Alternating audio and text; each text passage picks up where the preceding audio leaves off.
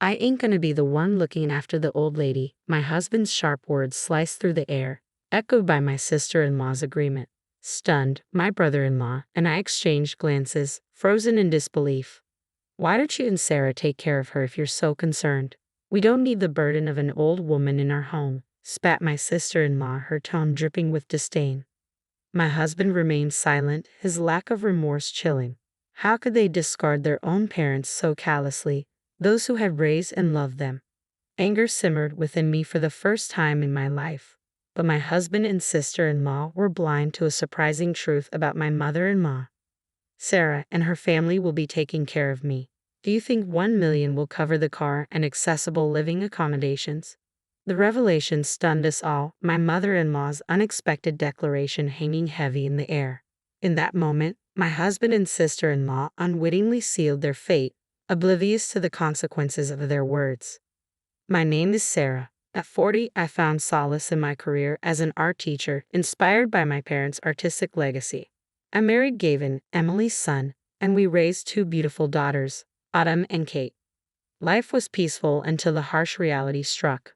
My mother-in-law suffered a stroke. She had always been a kind soul, treating me like her own daughter since childhood.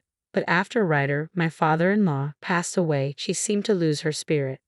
I noticed a change in my mother-in-law's demeanor and made it a point to visit her often with my kids. We'd spend quality time together, even venturing out on outings that seemed to lift her spirits.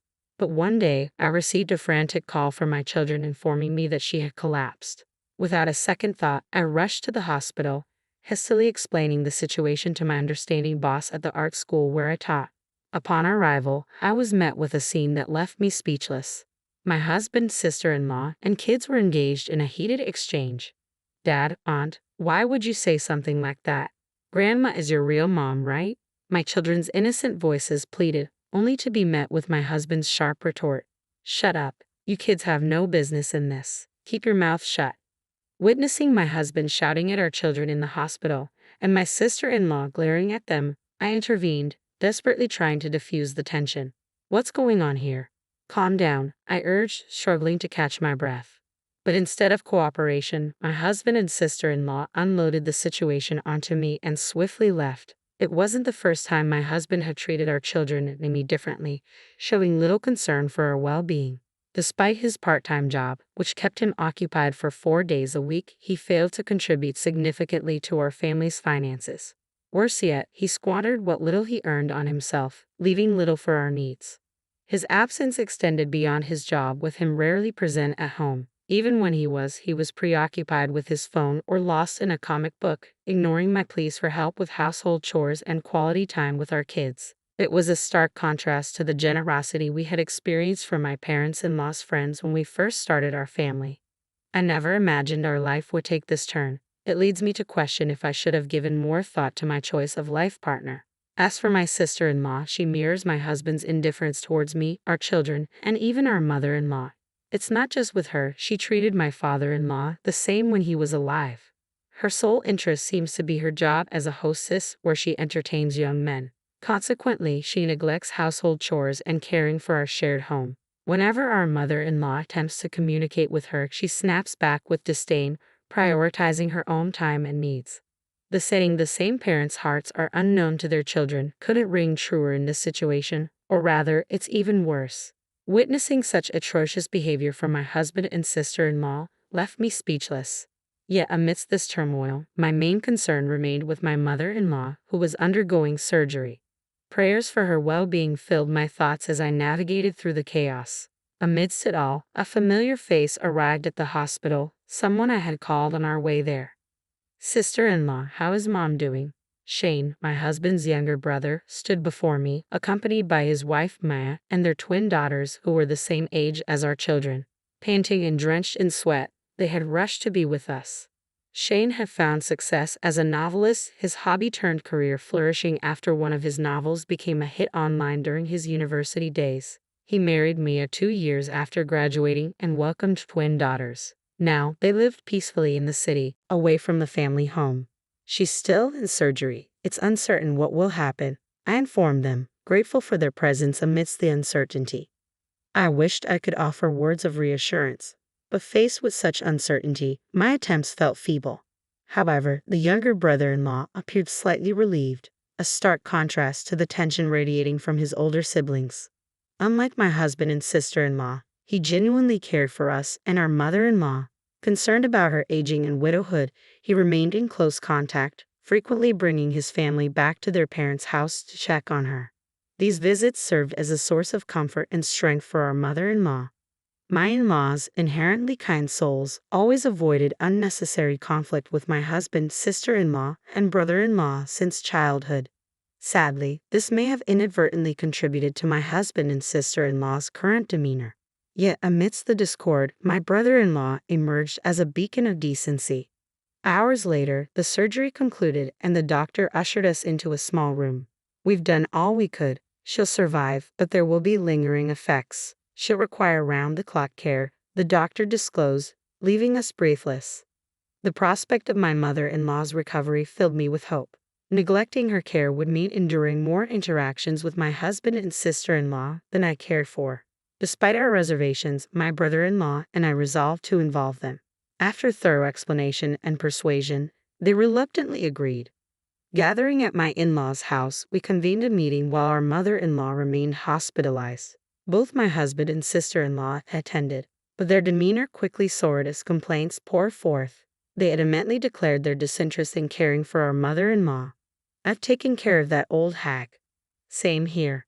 Those appalling words from my husband left both my brother-in-law's family and me frozen. "Brother, sister, don't joke at a time like this. If you won't look after her, what's going to happen to Mom? Why should we care? You and Sarah can take care of her," my sister-in-law dismissively replied, fiddling with her beautifully manicured nails. My husband, too, nodded with a bored expression etched on his face. "Then we should consider placing mother-in-law in a nursing home." "What nonsense. You're suggesting we use our money for that old woman? A nursing home? Are you kidding? That's just throwing money down the drain." My brother-in-law finally erupted at their outrageous remarks. "So you're seriously abandoning Mom, not willing to care for her or even put her in a facility? Shane, you're being annoying. If you're so concerned, why don't you and Sarah take care of her? We don't need a senile old creature around," my sister-in-law spat out, her expression deeply exasperated. My husband, too, showed signs of frustration. Unable to stay silent any longer, I interjected, "Hold on, what's the meaning of this? She's your mother, and Gavin's and Shane's right. As if we cared just because she's our mom. Why do you assume we have to take care of her? Shane is her son too, so you and Shane can take care of her. Sarah, you don't have formal qualifications, but you've been caring for Mom almost every day, right? So looking after her should be a piece of cake for you, right?" With that, my sister-in-law smirked in the most disgusting way, and I no longer had the energy to argue. The situation was the same for my brother-in-law's family. We decided to bring this issue up with mother-in-law first. As we were leaving their home, my husband smirked unpleasantly, saying he wouldn't be coming home until this issue was settled. That they would so easily abandon their own mother, who had raised and loved them, left me in disbelief. For the first time in my life, I felt a deep sense of dismay. Days later, a deep anger simmered within me as my brother-in-law's family, and I visited the hospital where mother-in-law lay admitted. Stepping into her hospital room, we were met with a faint smile on her lips, a feeble attempt to mask her pain. "Oh, Sarah and Shane, I'm sorry for being a bother," she murmured weakly. Each visit, she'd apologize, tugging at our hearts. "Mom, don't say such things. Look, we've brought your favorite grapes and pears. If there's anything else you'd like to eat, just tell us, and we'll get it for you," I reassured her, offering a semblance of comfort amidst the sterile hospital setting. While mother-in-law's spirits had improved, her condition remained precarious. As a side effect mentioned by the doctor, she had become paralyzed on her right side, rendering simple tasks like eating an arduous feat, necessitating assistance from the nurses. Confronted with her frailty, my brother-in-law's family and I shared a silent resolve. We knew we needed to confront my husband and sister-in-law, proposing the idea of living together to care for her. "I can't believe Olivia and Gavin would do such a thing to me," mother-in-law sighed, her voice tinged with sadness. In that moment, a pang of realization struck me. She must have sensed deep down that returning home might no longer be an option. Despite it being her own house, my sister-in-law and her husband resided there. The bitter irony wasn't lost on me. Knowing their disposition, They likely treat mother-in-law like a nuisance, a burden to be managed. As frustration clouded my thoughts, I couldn't shake the looming dread of my husband and sister-in-law's return, likely coercing my mother-in-law into some sort of care facility. But amidst my turmoil, mother-in-law surprised us all with an unexpected request. "Sarah, could you please fetch the banking card from the drawer of that desk over there?" With a solemn expression, she pointed to the drawer adjacent to her hospital bed. Inside lay valuable items, including the banking card I had previously brought her from her home during a hospital visit. Perplexed by her request, I retrieved the card nonetheless.